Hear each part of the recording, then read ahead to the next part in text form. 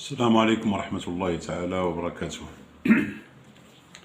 الرئيس الفرنسي ماكرون خاطب المغاربة. السؤال: هل له الحق في ذلك؟ وهل له الحق في أن يتوجه بالخطاب مباشرة إلى الشعب المغربي؟ هل لم يكن عليه أن يخاطب الشعب المغربي مباشرة، وكان عليه أن يلتجئ إلى القنوات الدبلوماسية، علما أنه رئيس فرنسي ولا يحق له أن يخاطب إلا شعبه، مما يدل على أنه يصطاد في الماء العكر. هل يعلم أن المغاربة جميعا رفضوا المساعدات الفرنسية؟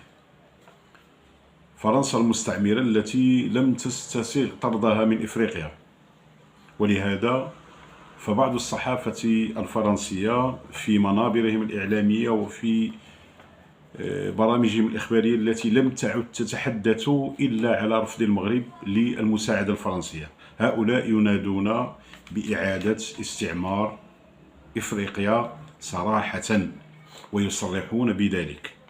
إذن ماكرون والصحافة الفرنسية الموجودة بموقع الكارثة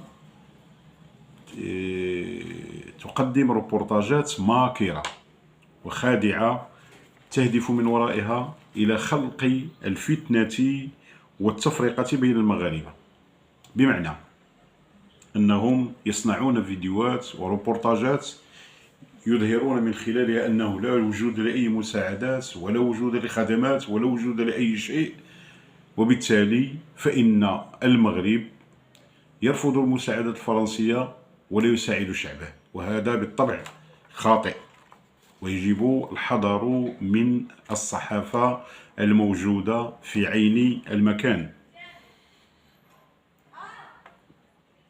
إذن قلنا أنهم هذه الروبورتاجات يهدفون من ورائها إلى خلق الفتنة والتفريق.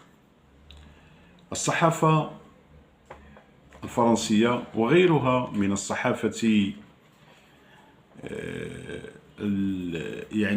المخادعة التي تريد نشر الفتنة بين المغاربة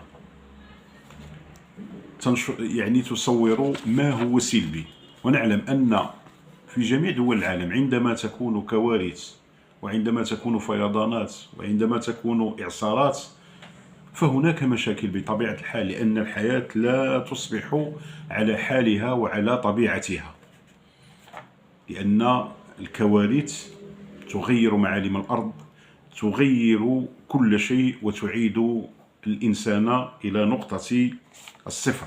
وأن هؤلاء لا يصورون إلا المسائل المسائل السلبية، لكن المغاربة ملكا وشعبا بالمصطلح المغربي عايقين فرنسا التي لم تستسغ فقدانها لحليف كالمغرب. وبالمناسبة فخطاب فرنسا هو نفسه خطاب ابنتها الجزائر التي استغلت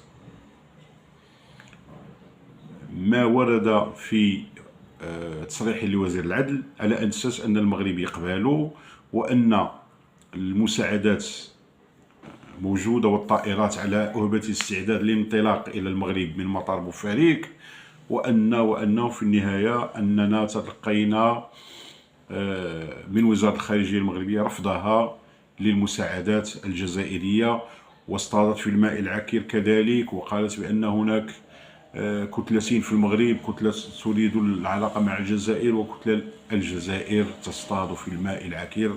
الجزائر نظام يسوق الفتنة، الجزائر يمكن أن نعتبرها رسميا، وأقولها رسميا، بلد عدو، وما كاينش ديك القضية ديال خوا راه اللي قالت يكذب على راسه، لأن النظام الجزائري لا يريد إلا المشاكل للمغرب، ولا ينشر إلا كل ما من شأنه أن يثير المشاكل في المغرب.